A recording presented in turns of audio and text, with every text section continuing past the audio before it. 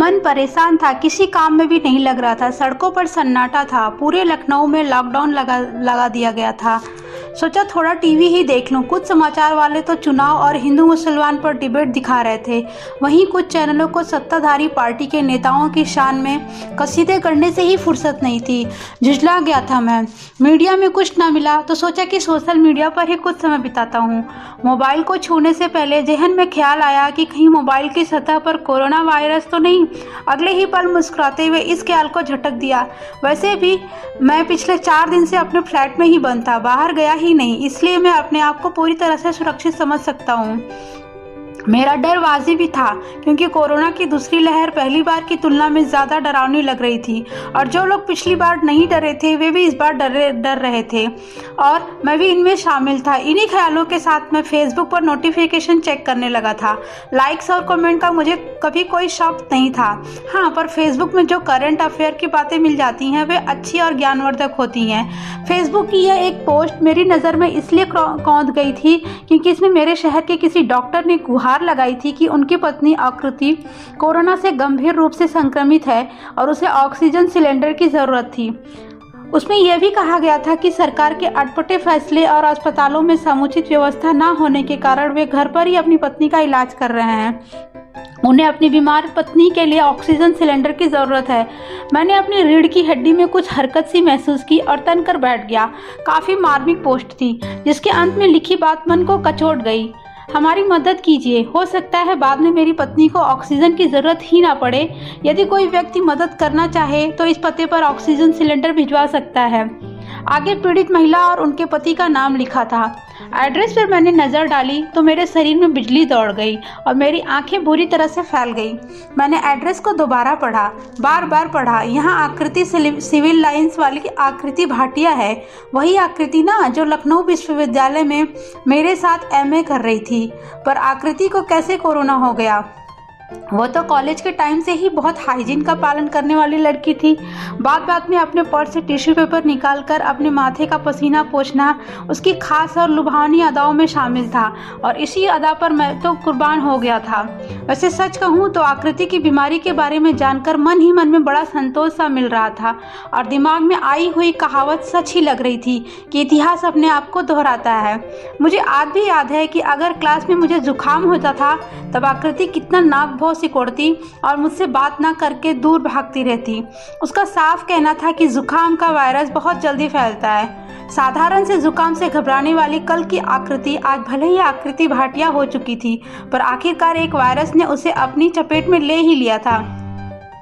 College time की बातें मुझे बार बार याद आने लगी। मैंने मोबाइल की स्क्रीन पर देखा, फेसबुक की पोस्ट अब भी मेरे सामने थी, पर फिर भी मुझे पुरानी यादों में जाना अच्छा लग रहा था। मैं लंबे लंबे नोट्स लिखने में माहिर था और आकृति उतनी ही आलसी। लंबे नोट्स लिखने में उसे नींद सताती थी। शायद अपना उल्लू सीधा करने के लिए उसने मुझसे दोस्ती की थी और तभी तो आकृति ने मुझे ये जताना शुरू किया कि वह मुझसे प्रेम करती है और आगे चलकर विवाह भी करना चाहेगी। मैं छोटे कस्बे से यहाँ पढ़ने आया था, सो आकृति के बहकावे में आसानी से आ गया।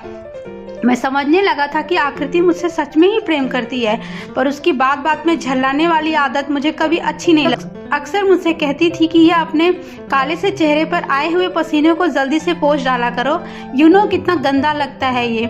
मेरे चेहरे का पसीना तुम्हें गंदा लगता था, फिर घंटों तक लाइब्रेरी में मेरे साथ बिना किसी काम के बैठे रहना वह क्या था?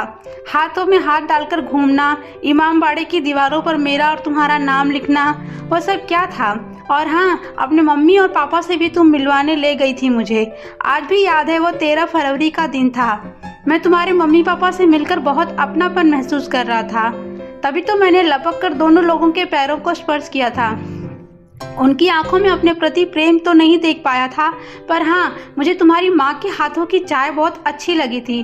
पूरे 2 कप चाय पी थी मैंने और फिर से आने के लिए तुम्हारी माँ ने आग्रह किया था। अगले दिन 14 फरवरी का दिन अर्थात वैलेंटाइन डे था। सामने से तुम आ रही थी, तुम्हारे साथ कोई और भी आ रहा था, पर मैंने गौर नहीं किया और बड़े अरमानों से एक लाल गुलाब का फूल तुम्हारी तरफ बढ़ाया और आई लव यू कह दिया था मैंने। तभी एक जोरदार तमाचा मेरे गाल पर पड़ा था। बेवकूफ़, अपनी शक्ल तो देख ली होती। यू मिडिल क्लास पीपल ज़रा सा सही से बोल दो तो लगते हैं मजनू बने हूँ। और उसके बाद आकृति उस लड़के का हाथ पकड़कर वहाँ से चली गई।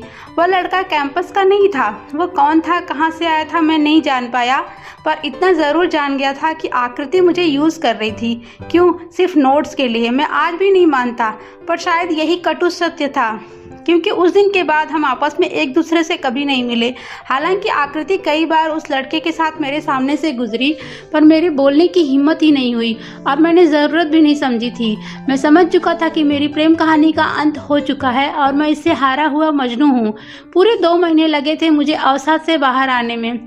कॉलेज खत्म करने के बाद जल विभाग में मेरी नौकरी लग गई थी। अच्छी सैलरी और स्टेटस हासिल करने में मुझे देर न लगी और फिर नम्रता के साथ मेरी शादी हो गई थी।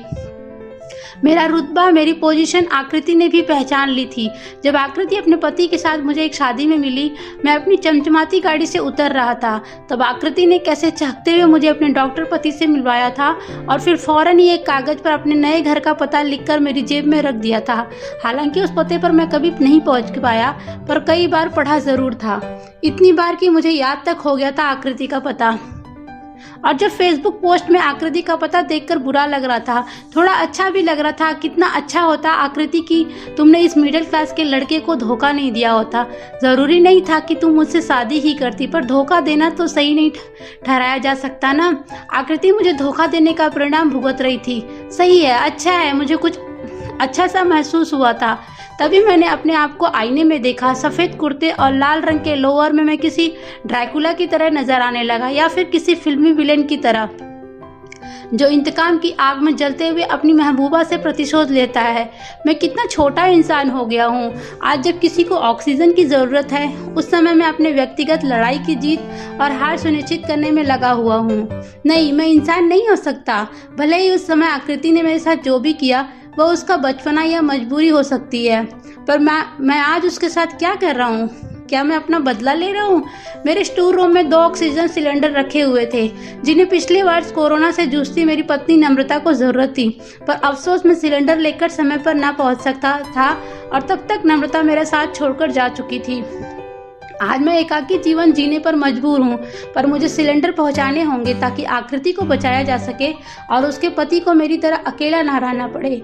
आकृति ने अपने हिस्से का प्यार अपने तरीके से निभा दिया था और अपने हिस्से का प्यार निभाने की बारी अब मेरी थी।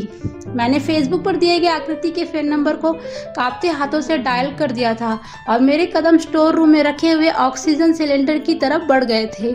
दोस्तों, आपको ये स्टोरी कैसी लगी बताइएगा कमेंट करके, और प्लीज़ अभी अपने दोस्तों के साथ शेयर कीजिएगा। Thank you so much for watching.